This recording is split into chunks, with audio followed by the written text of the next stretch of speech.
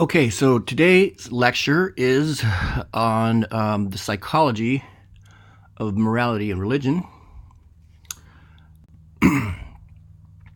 Okay, so typically if we were meeting in person, I would ask you the following question. And this following question is as follows. To what extent do you agree with the statement, religious people are more moral than non-religious people? Religious people are more moral than non-religious people. Okay, so typically when the response that we get here is usually kind of all over the place on average, but it tends to be neutral, not sure, and even leaning towards somewhat disagree. People seem to have an intuition that religious people aren't necessarily more moral than non-religious people. But we're going to take a look at that specific question in today's lecture, and particularly with respect to what extent can we turn the lens of social psychological experiments to help us answer that question. Right? Less religious. When we're asked this question, what's your religious preference? The vast majority of people in the United States and in this in the Midwest and in this course, right, are some version of some Christian denomination. With secular folks, so atheists and agnostics, being somewhere around 20 to 25%, sometimes 30%, depending on the class, right? But and this is higher than it used to be, right? So people are, particularly folks your age, tending to becoming a bit more secular than in years past. Okay, typically I also ask this following question. To what extent you're a religious person, and we tend to be more religious than not. It seems to be a human universal, although not all people are religious. Religion seems to be ubiquitous in pretty much every society that you go.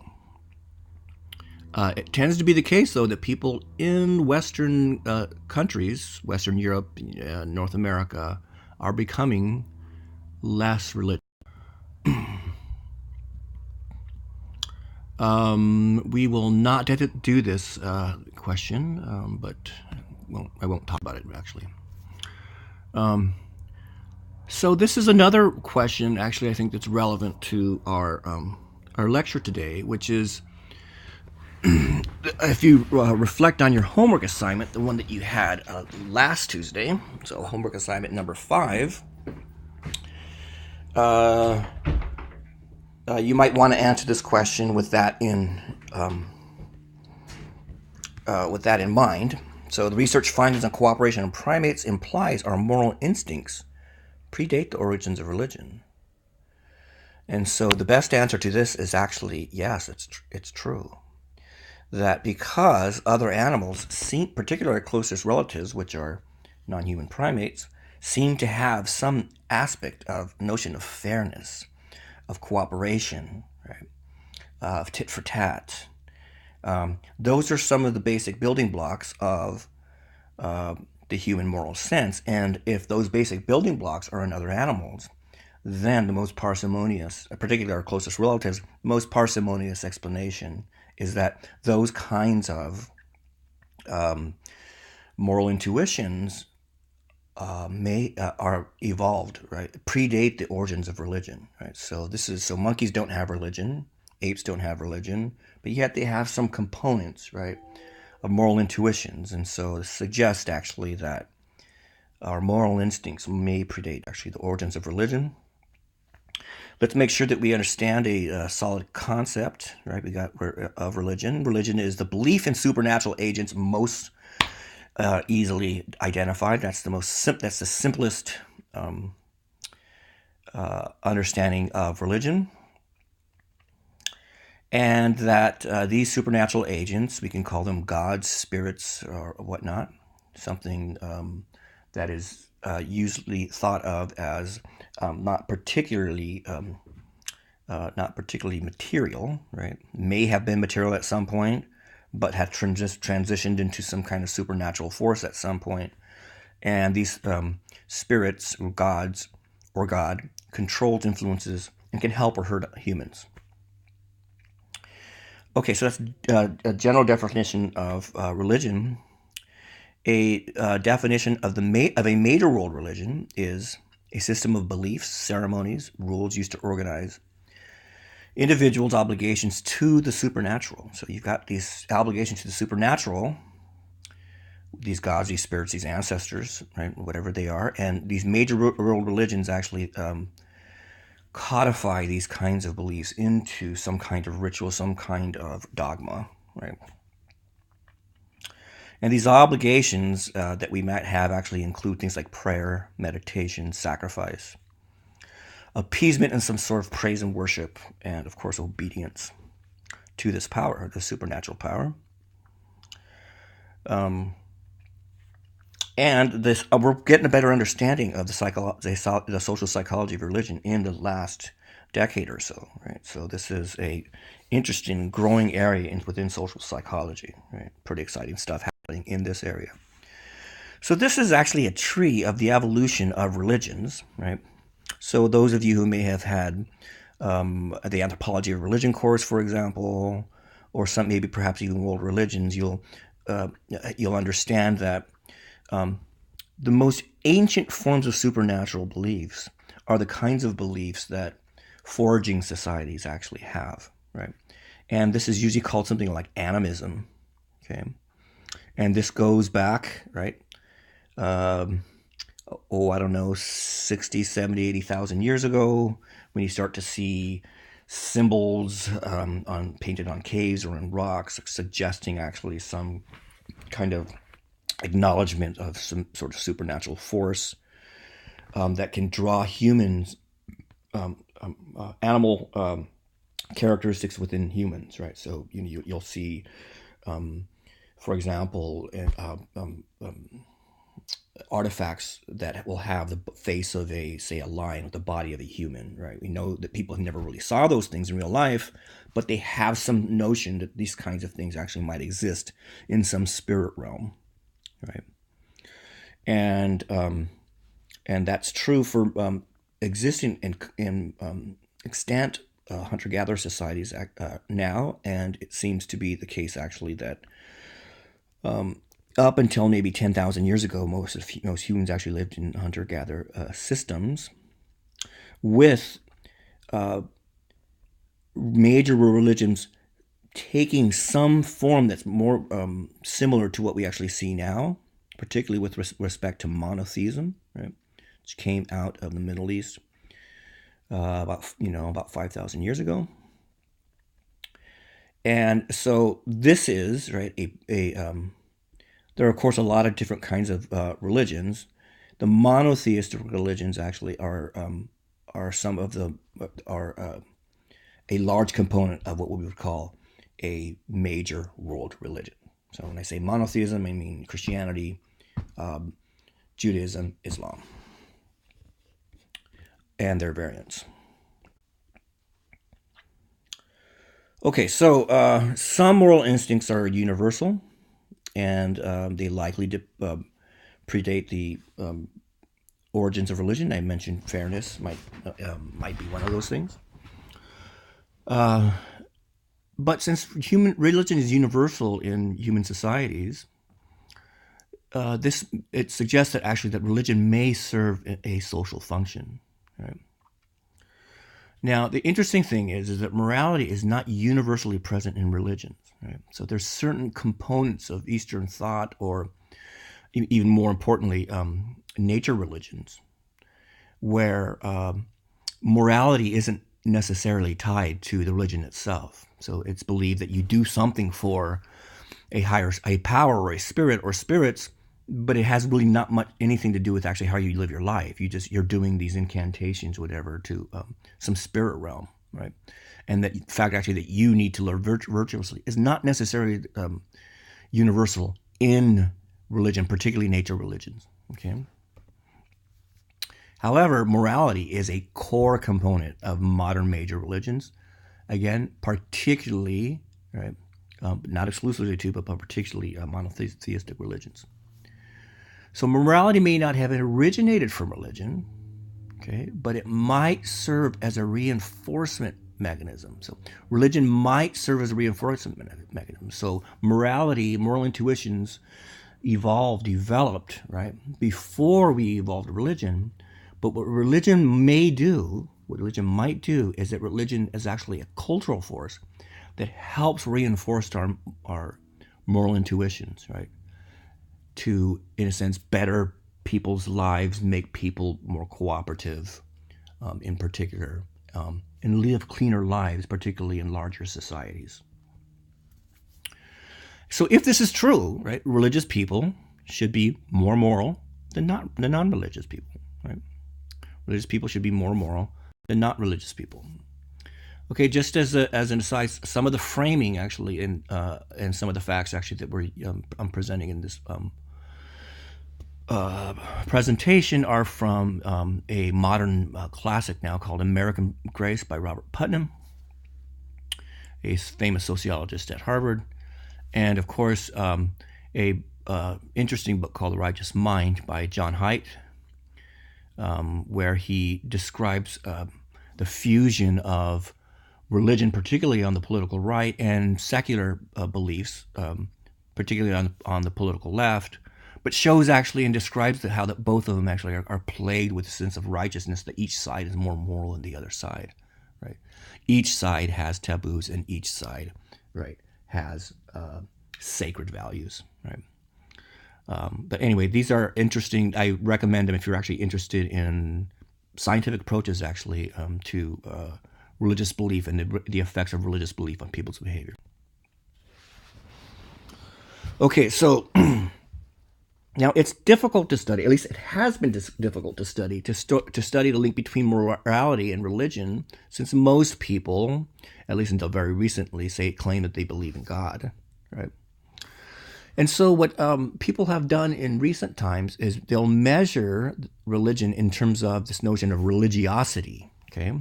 And religiosity can have the dimension actually has a high dimension and a low dimension. And so what folks typically do is do something like the following. They'll say somebody is actually high on religiosity if they attend a church or mosque or synagogue or whatever it is that they're doing, temple service once or more per week, right? So these are people that are engaged. They go at least once a week, right? That's part of their regular week, right? That isn't that important to them, okay? And that is considered folks actually that are high in religiosity. Then actually that there is low religiosity, which is usual people who are maybe atheists or secularists, right?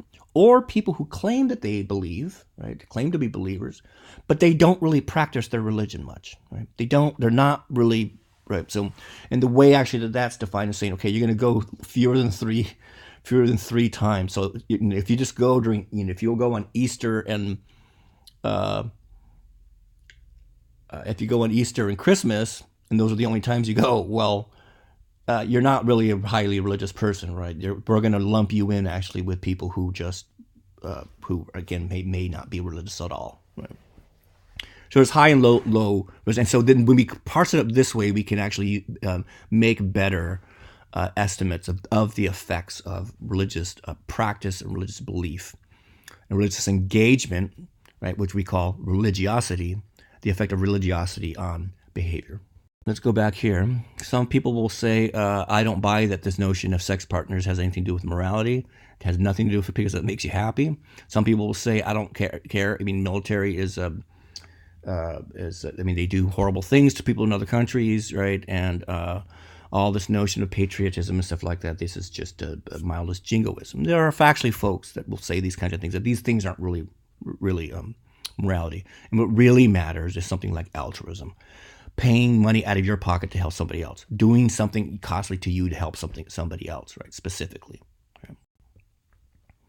So if morality is defined as altruism, then we should expect that charitable giving should be linked to religiosity, right? So if altruism means paying a cost to do something for another person, then the closest thing you can get to that is, heck, pulling out money and giving it to another person, right? That is a solid definition, solid reason to say of of altruism.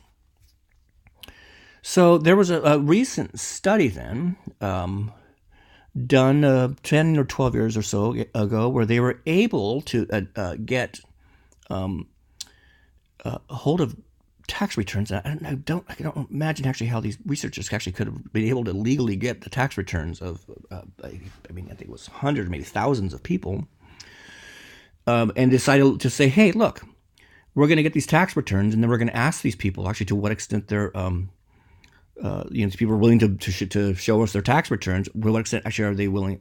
How religious are they? What are the things actually that predict that, right? And so this is their results, right, of that initial study. This is annual giving, and I suppose this is in 2006.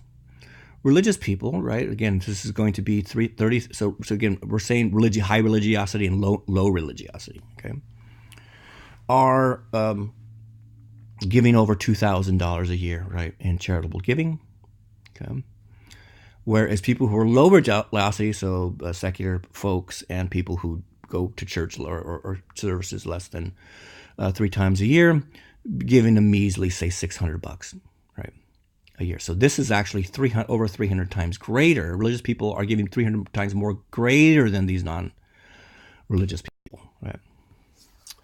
And so some folks have actually seen data like this and will say things like, well, that's interesting. They're giving more to charities, but they seem to. But they're actually what charities are they? Are they giving to their own churches? Or are they giving to their own synagogues? Are they giving to their own in-group, as it were? And so, can we really call that as being altruism if they are rather parochial about who they're giving their money to, right?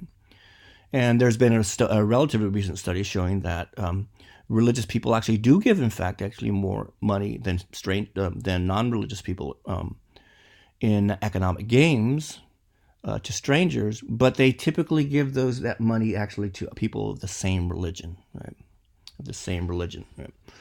Right? In these experiments. And so what actually these researchers did is decide, okay, let's now look at to what extent folks are giving. I think it's fair enough to say so that that religious people give a lot more out of their pockets, right? Yes, they're giving to charities. They're religious charities, typically the religious charity that's linked to their own religion.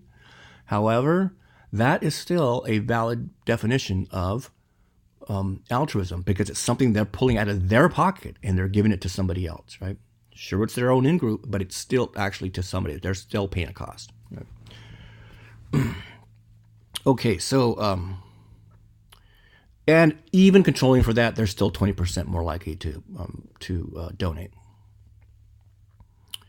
So yes, religious people might be more loyal to a religious in-group than to other charities, but still donate more to non-religious organizations than secular people. And in any case, like I mentioned, but just on the face of it, when altruism is just operational as delivering a resource to another at cost more self, it's obviously clear, right? Obviously clear. Religious people are more altruistic than non-religious people. Okay, so we can ask ourselves, and some folks have asked this question, well, are religious people really more altruistic? What if it's actually the case that we're showing these interesting correlations, but that religious people who are engaged, who are joiners, they're just really civic-minded people, right? And it's really that civic-minded people tend to be more empathetic, they tend to be more giving, and they also attend church more regularly, right? So it may not be that church attendance or church membership or engagement with church is actually causing anybody to be more altruistic. It's just that there are altruistic people who tend to be joiners, right?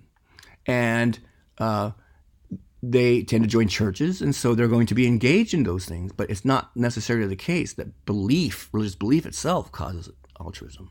Right? So that's an alternative. Yeah. So it needs to be tested. And so this is now actually where social psychology can come in, where we can run an experiment to test at least the plausibility that religious belief can have a causal influence on altruism, at least in the lab, right?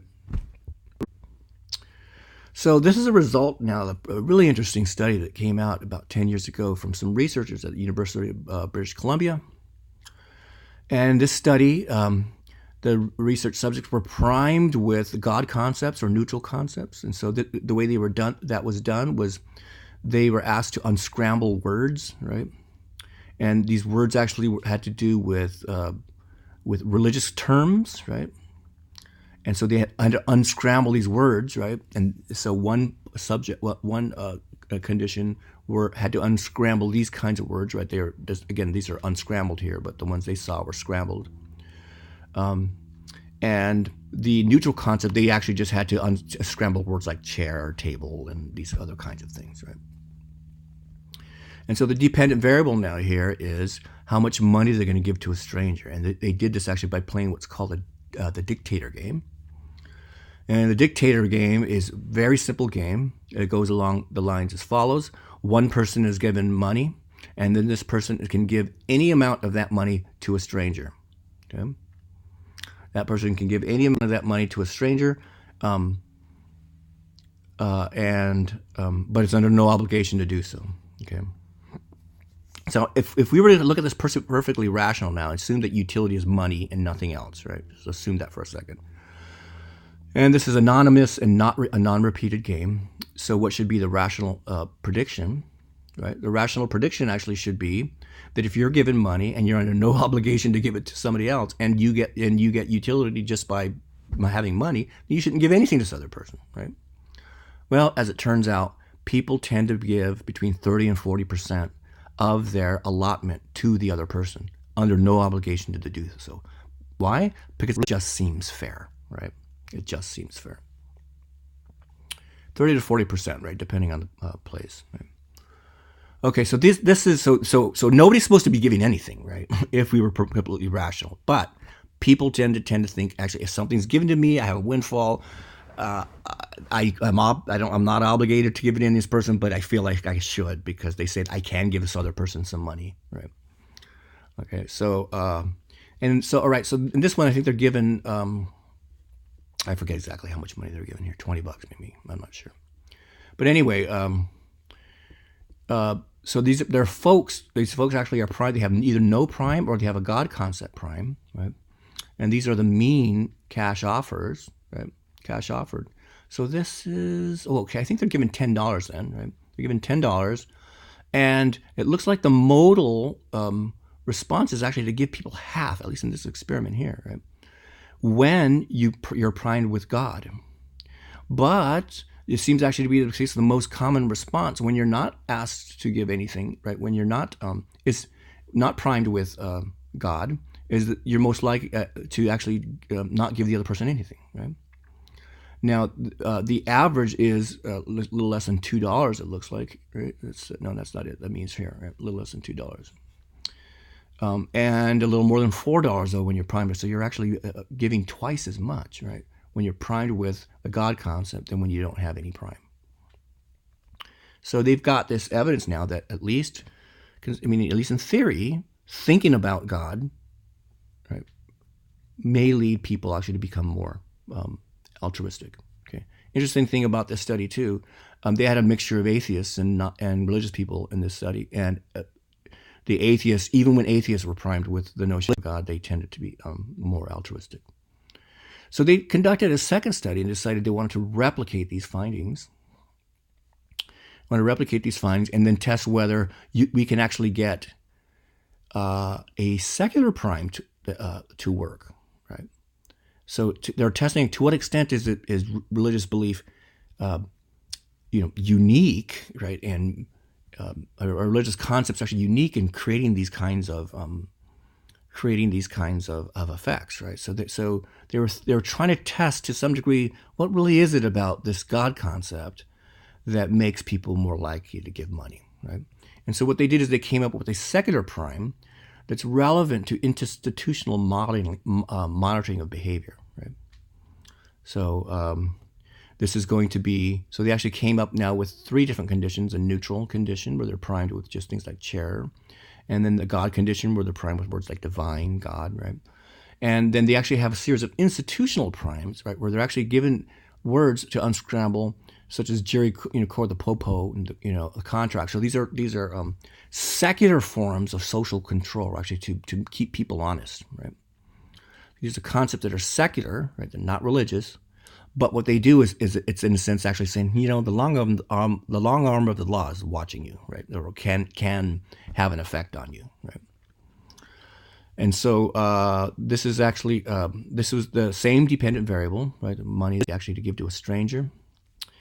And in this study, right, what they in fact actually found was that again, God concept is leads to higher, greater, right? So you can see actually even more people over here just actually giving almost all the money to the other person. Priming God concept actually makes people less stingy, right? More altruistic. You got a lot more people actually here just spending it 50-50, and even some people giving it almost all away. And interestingly, you have the same aspect, the same result when you prime secular primes, right? When you prime the police, when you prime juries, you prime courts, right? So this is interesting. It replicates actually that find, again, making it more robust, that we say thinking about God concepts seems to actually have some effect on people. But it may not be necessarily anything special about God concepts other than you can say that God is watching you. Maybe God is watching you, because here the secular prime is the long arm of the law is watching you, right? And the two things that they have in common is somebody's watching you. Okay? So there's evidence now. I just showed you evidence that God concept primes do lead to more altruism, but so can institutional primes, secular institutional primes. And so we could actually say, in the interpretation, actually, that can pull both of these results together, is that we do better with respect to altruistic behavior when we're implicitly accountable, either by divine powers, right, or our belief in divine powers, or our belief in secular authority. Okay. So we can actually say, what is it, in fact, actually about secular and religious authorities that, in fact, keep us accountable? One group of researchers thought that, hey, maybe the thing actually about that ties both of these things together is that somebody's watching you, right? And if somebody's watching you, it might be actually the important key to this, right? Could be something like eyes watching you, right? Literally eyes watching you. That you have some sense actually that eyes are watching you, either the eye of God or the eye of the gods, or the eyes of the law, right? Or the eyes of the courts and whatnot, the secular authorities, right? And so they conducted an experiment, really, really interesting experiment, right? And they conducted this in an area where people seem to have a bad habit of littering, right? And I think it was in a park where they sold food, okay? And so what they did is they decided to say, to what extent actually do these injunctive messages telling people to not, make sure you put your food away, you put your trash away, right? And so they said, okay, to what extent actually is giving people these injunctive messages, right? Saying, don't litter, right? And they actually gave, so you can say this. There's two independent variables. So one of them is an injunctive message to not litter, right? And so there's going to be a prime that's relevant to not littering, saying put your stuff away. And there's going to be a prime that's not relevant to littering. It says don't bring in outside food. Okay, they're being told an injunctive message, do or don't do something, but this is irrelevant to littering. This is relevant to littering. Okay. Then they had the second IV, which was the accountability, right? So they're manipulating injunctive message, don't litter, and they're manipulating accountability, and they manipulated this by providing eyeballs on top of each of these. So here, again, you have injunctive message that says don't bring in outside food. This one says put your trash away. And they have eyeballs at the top, right, of both of these. And then, so this is the accountability relevance, right? So relevance to accountability is you got eyes. And this is the accountability irrelevant okay, which is flowers. Please put your stuff away. They just have a picture of a flower there. Please consume food. So you actually have now, again, you're manipulating high and low relevance for an injunctive message for littering. Don't litter, right? This is high, this is low, okay? This is high, this is low. And then you actually have the accountability prime, one that is relevant to the accountability, which is eyeballs watching you, okay? So this is high and this is low, all right? And this is, in fact, actually what we get. When you, in fact, actually give injunctive messages, right, that are relevant to littering, and you have eyes, right? So you get an injunctive message plus the eyes, actually. That's where you get the lowest amount of litter, okay? And interestingly, right, take a look at this. You actually have the injunctive message here, don't litter, okay? But you have no eyes, okay? No accountability. You have the injunctive message, don't do it, but you have no accountability, nobody's watching you, and look at this. It's as if you were never even told that. You were never even told to put your trash away, because it has no effect, actually, on the amount of trash that people came. You might as well just tell them, just don't bring in outside food, right? So what you actually see is that without accountability, the injunctive message doesn't seem to be working at all, right? And only with accountability, right, do you in fact actually get the message. So what you need is the injunctive message. Do this or don't do this, right? You need to be told that. And you need that notion that somebody's watching you, okay? That you're accountable.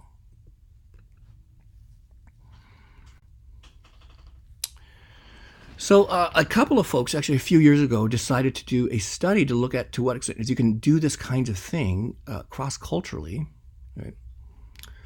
And looked at the extent to which people had some sense of accountability. Right? And the variables actually that they came up with was accountability meant you belong to a major world religion, okay? And they did this in a bunch of different societies that varied greatly, actually, to whether or not people had indigenous or nature views, right, versus specific major world religion views, right? So there are still some societies, actually, where there might Christianity or Islam might be growing in that area, but they still have a bunch of folks in that area that belong to the more nature religions, right? So this is an interesting way, actually, to test this. And I think in this particular study, the major religions were either Christianity or Islam, okay, and versus people who either had no religion or had a tribal religion. And then they actually also wanted to look at something pretty interesting here, which is called market integration, right? So this is another way of manipulating this notion of accountability, right? And these authors actually made the claim that people become more cooperative with others when they've got a high level of market integration, right, relative to people actually who don't. So, for example, people who grow all their own food in these sort of foraging societies or forage for their own food don't need to trust strangers. They don't need actually to trust things to be able to get their calories, to be able to eat and whatnot. They get their own food and they get it from their own family, right, and their own farms or their own foraging, and they don't really have much need, right, to trust strangers. But people actually have a relatively high level of market integration. You need actually to be able to trust strangers. You need to be able to go to a store and say, I'm going to buy this piece of meat or I'm going to buy these vegetables, and they're not going to be poisoned. They're going to be actually nutrition, right? And so there's a sense of actually trusting non-family and trusting strangers when you actually have a society that's relatively integrated in capitalist markets. And so this is how they measured that. They actually said, okay, we're going to measure market integration by whether or not people, what percentage of calories, in fact, actually, that they consume from non-family resources. Right? So meaning that if they're getting their calories from the store, right, or from trading, then they are relatively integrated into a market. If they have almost no calories from the store or from trading, then they've got a relatively low level of market integration. And they gave a couple of different dependent variables now in this experiment. They had something called a dictator game, right, where you just get some money you can give to somebody else. There's an ultimatum game where you offer to somebody else, they have to accept it or reject it. And there's something called a third party punishment game. We're not going to go into the details on that, but they've got 3 different games actually that they played. As it turns out, they did in fact actually have evidence that adherence to a world religion tends to lead to greater altruism towards strangers. Yeah, than folks actually who don't adhere to a religion, or people actually who follow a folk religion, right, a nature religion. They also found that increased marketing leads to greater altruism. So adherence to religion isn't unique in actually making people more likely to be nice to strangers, but also market integration. Okay. And market integration, at least in this study, seemed to be a bit more consistent across states. So like if you were to look at these effect sizes here and look at the p-value, which is a measure of the statistical reliability of this, you actually see that you get stronger effects actually for market integration than you get for adherence to a world religion. It's a pretty interesting thing. Right? But in any case, what you actually in fact find is, again, is that world religion, belief in world religion does lead to altruism. Again, it's not unique, and it's not the only thing that leads to that. And the fact actually that market integration has an effect as well, at least as large an effect as belonging to a major religion, suggests, right, that there's something underlying both of those things, right? That there's something that there actually that has to do with accountability. Okay, so this here is a level, just a graph of the level of market integration, right? As you get greater market integration, you get more money offered actually to the, this is the percentage actually of whatever you got. It's usually $10. And so you actually have, right, these people who are Hods. So these people actually are not at all, these are hunter-gatherers over here. And they're not really all that altruistic. They're not really altruistic to strangers. And folks in the United States actually, in fact, are quite a bit more so than other people. Pretty interesting. Okay, so within societies, religion may reinforce the moral instincts, right? Again, but it's not unique as a social enforcer. There's other ways to so there are voluntary institutions, right, such as markets, clubs, are we can say these actually are non-coercive or efficient tools for enforcing virtue when compared to state level or secular institutions. Sometimes we call this social capital, right? Social capital are things like the kinds of things actually that people do voluntarily, right? Usually joining groups devoted actually to doing some kind of good, right? And when people do that, they seem to actually be able to channel their pro-social interests to, in fact, actually do something good, right? And so you can even say things something like, you know, capitalist markets, trading, whatnot, religious groups are relatively non-coercive. So we can say actually these are relatively you're not compelled to do them, right, by the state, and therefore even more efficient tools for enforcing virtue, other than just saying that the government should do it. So I think we're going to go ahead. We're going to go ahead and end there. I had a couple points here. I don't think I'm going to make too big of a deal of them. There are some societies actually where religiosity is quite low, such as in Scandinavia, but yet cooperation is rather high, right? So, but what seems to be the case actually is that social institutions are really quite strong in Scandinavia. So, joining clubs and whatnot, you know, these kind of civic engagement clubs, which may actually serve as a substitute, right, for religious, the effects actually that religion has on belief. So religion isn't the only thing, right, that can reinforce our social instincts, but it's an efficient way, in fact, actually, of doing it in terms of not having to have too much government encroachment on those kinds of things. Okay, so I think that's going to do it. Just I should have sent an email out that's letting you know that we have. I gave you an extension on the deadline. I know some of you actually are you know, on your way to your family's homes this weekend, and so I understand that, so it's okay if you turn in this week's assignment a little bit late. That's fine. And we will resume normal lectures next Tuesday. Right? Next Tuesday, no lecture this week. You have a homework assignment due, of course. You can turn it in late. That's fine, without penalty. Okay. And I think that will do it today. Okay. Have a good evening. Folks, high religiosity are giving more money than low religiosity, right? To charities that are not religious. So they're going to be secular charities. Okay. So they're going to be things like the Boy Scouts or the university, right? Or a university, and not their church, right? Their synagogue. And so what you see here, though, is that you do still, nevertheless, pretty close to 20% more, even controlling for the fact, actually, that people are not giving. You don't include these religious charities. Religious people are still giving more money than non-religious people, right? Not a heck of a lot more, but still more, right? And in any case,